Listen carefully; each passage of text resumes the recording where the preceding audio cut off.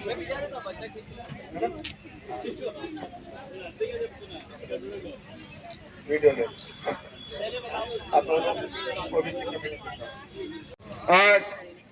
जंतर मंतर के प्रांगण में, जैसा कि हमको पता चला कल हमारे बहुत ही अति करीबी हमारे क्षेत्र से यहाँ के सुप्रीम कोर्ट के वकील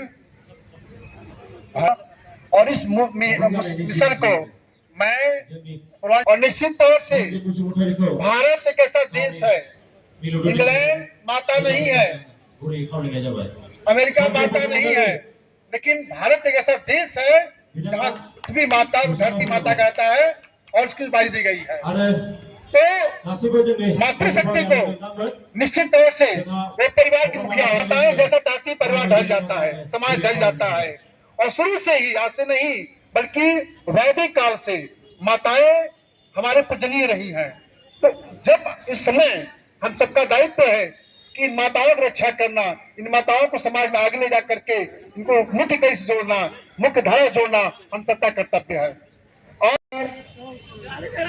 अरे गाली नहीं दे रहे यार, तुम कैसे सुनते हो कान से? चलो चलो चलो निकल छोड़ो, फालतू की बात करते हैं यार।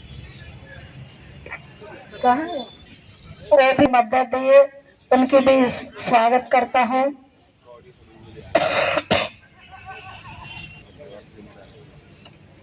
నాకు వెన్నంటే ఉండి ప్రొఫెసర్గా పనిచేస్తూ కూడా మరి మహిళ చెల్లెలు మరి ఆకుల కవిలత గారికి కూడా స్వాగతం సుస్వాగతం. అదేవిధంగా హెచ్ఎల్ ముద్రాజు గారికి మా OBC central committee all India working president, ఆయన కూడా స్వాగతం తెలియజేస్తా ఉన్నాం. కాబట్టి ఈరోజు ఈ ధర్నాను ఉద్దేశించి 2 నిమిషాలు మాట్లాడవలసిందిగా కోరుతాం. OBC central committee founder cum president అధ్యక్షురాలు భాగ్యలక్ష్మి మేడం మరియు వాళ్ళ టీం ఆధ్వర్యంలో ఈరోజు జంతర్ మంతర్లో ఈ కార్యక్రమం నిర్వహిస్తున్నాం.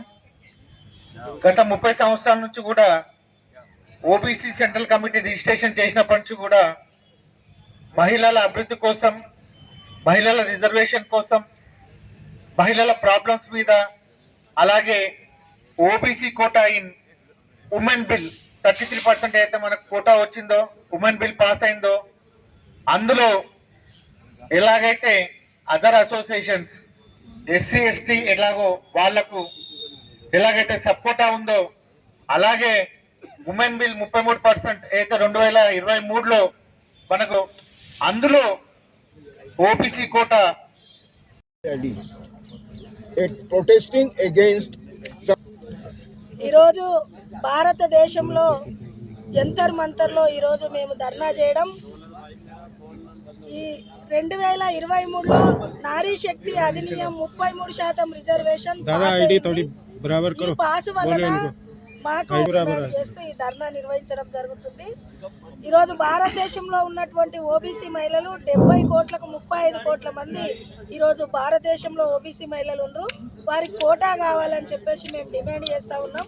ప్రధానమంత్రి గారికి కూడా మేము విజ్ఞప్తి చేస్తూ ఉన్నాం. అదేవిధంగా ప్రతిపక్ష నేత అయినటువంటి రాహుల్ గాంధీ కూడా ఈరోజు మా గురించి, ఓబీసీ మహిళల గురించి మాట్లాడాలని చెప్పేసి మేము డిమాండ్ చేస్తూ ఉన్నాం.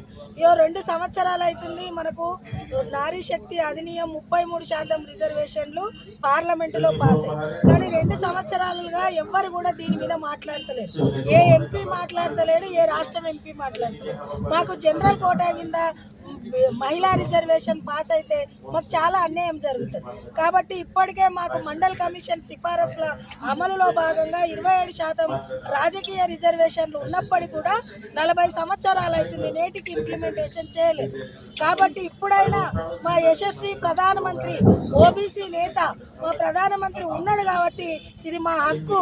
డాక్టర్ బాబాసాహెబ్ అంబేద్కర్ కల్పించినటువంటి ఈ హక్కుని మేము ఈ దేశంలో ఉన్న మా ఓబీసీ మహిళల కోసం అన్ని వర్గాల మహిళలు ఈరోజు మద్దతు ఇవ్వడం జరిగింది.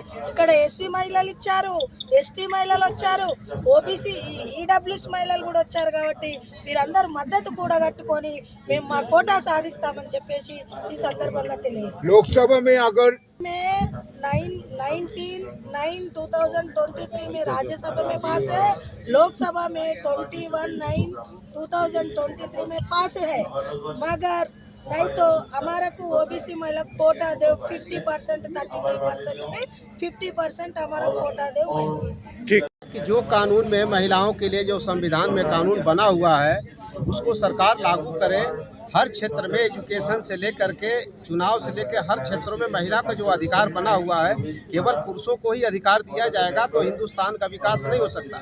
हमारा सरकार से ये कहना है कि जो आरक्षण महिला के लिए बना हुआ है वो महिला घर की शक्ति होती है।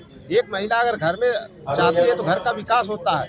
उसी तरह से संविधान में जो लिखा हुआ है महिलाओं को अधिकार दिया जाए, चुनाव से लेकर हर प्रक्रिया में उनको महिलाओं को सम्मान दिया जाए ताकि हिंदुस्तान का विकास हो सके। तो जो चीज आज आपने मांग रहा है 50% ओबीसी कोटा, वो इम्प्लीमेंट होना चाहिए नहीं? पालन करें और आरक्षण हमारा लागू करें 50%। तो ये अगर लोकसभा में अभी आने वाला समय ऐसा लग रहा है कि सरकार को पास कर रिजर्व सीट है वही पालन हुआ है। ओबीसी को तो कहीं भी देखा जाए तो किसी क्षेत्र में उसका पूर्ति नहीं हो रहा। 2 दिन बचे हुए पार्लियामेंट सेशन, तो इसके 2 दिन बचे हुए संसद चलने की, तो इस मुद्दे को पार्लियामेंट में उठाया जाए और इसके ऊपर बहस किया जाए। बिल्कुल बहस होना चाहिए इस पर। और वैसे में भी भारत में महिलाओं को पहले से ही हर जगह पर सम्मान दिया गया है और वेदों में भी कहा गया कि यत्र नार्ति यत्र पूजते देवता बनते की परिभाषा रही है। महिलाओं को अर्धांगिनी भी कहा गया है, यानी घर की स्वामिनी भी कहा गया है। तो इसकी परिभाषा देखा जाए तो निश्चित तौर से मैं कह सकता हूँ कि महिलाओं का अवसर मिलना चाहिए।